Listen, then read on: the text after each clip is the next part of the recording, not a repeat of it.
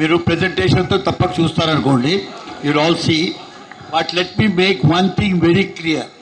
మీ మనసులో ఒకటి ఏముంటుందంటే ప్రైవేట్ స్కూల్ అంటే బెటర్ స్కూల్స్ అనేసి. Please, results are the evidence. I need not give you better rational evidence than the paper and the results. We are trying to go towards vocational. We are trying a paradigm shift is coming.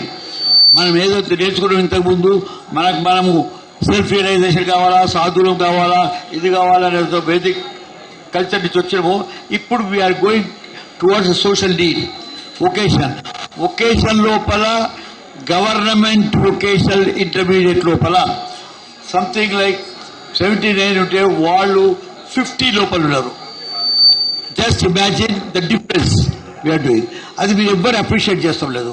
మిమ్మల్ని మేము request ఏం చేస్తున్నానంటే please understand, ఇంత చేయగా కూడా మీరు టీచర్లను చూస్తే ఏదైతే గవర్నమెంట్ టీచర్స్ ఉన్నారో they are all really fully equipped, fully studied, they know the psychology, child psychology లోపల ఎక్స్పర్ట్స్ ఉంటేనే గవర్నమెంట్ టీచర్స్.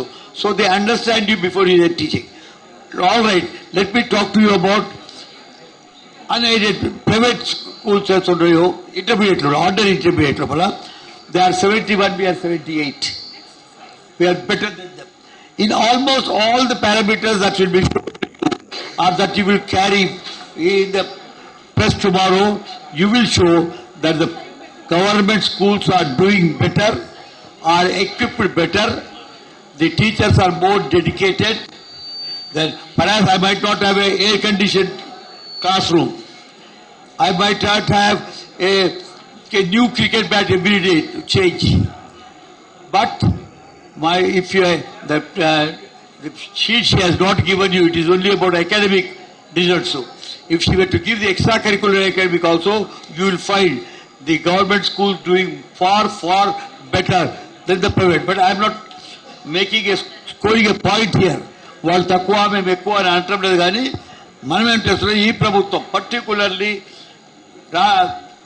మా రేవంత్ రెడ్డి గారు వచ్చిన తర్వాత ఒకటే ఆయనకు వ్యూ, ఎడ్యుకేషన్ని ఏదైనా ఎక్కువ ప్రియారిటీ ఇచ్చుకుంటూ దీన్ని పెంచాలని. What is that priority, what is that పెంచడము? 2-4 వస్తుంది, ఏమీ లేదు. ఆ పిల్లల లోపల ఈ రిజల్ట్స్ ఈ పేపర్లలో ఉండాలా అని చెప్తున్నాము. కాబట్టి I'm trying to stress to you all that government schools I have done, will ever do better than the private schools. We may not give you the kind of facilities of air conditioners or sort of things, but we will do better as far as the academics and education and the knowledge is concerned. Thank you. And all of us are proud of it. I think including all the media, because I have been a part of them. So the media also is really happy at this. రాష్ట్రంలో inter ఫలితాలు release అయ్యాయి. Inter first year, second year ఫలితాలను ప్రభుత్వ సలహాదారు కేకే release చేశారు. Inter first ఇయర్లో 66.20% మంది విద్యార్థులు పాస్ అయ్యారు.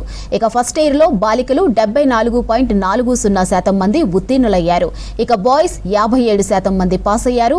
ఇంటర్ సెకండ్ ఇయర్లో 70.58% మంది విద్యార్థులు ఉత్తీర్ణులయ్యారు. సెకండ్ ఇయర్లో గర్ల్స్ 70.58% మంది పాస్ అయ్యారు. బాయ్స్ 62.50% మంది ఉత్తీర్ణులయ్యారు.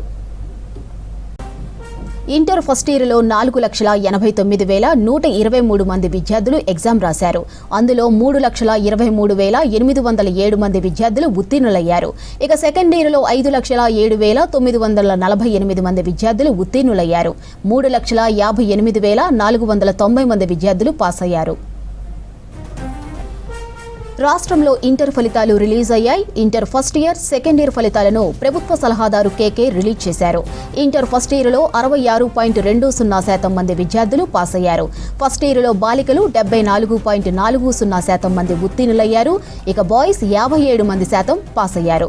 ఇంటర్ సెకండ్ ఇయర్లో 70.58% మంది విద్యార్థులు ఉత్తీర్ణులయ్యారు. సెకండ్ ఇయర్లో గర్ల్స్ 70.58% మంది పాస్ అయ్యారు. బాయ్స్ 62.50% మంది ఉత్తీర్ణులయ్యారు. ఇక ఇంటర్ పరీక్షల రీకౌంటింగ్, రీవెరిఫికేషన్ కోసం ఏప్రిల్ 13 నుంచి 20 వరకు అవకాశం కల్పించారు.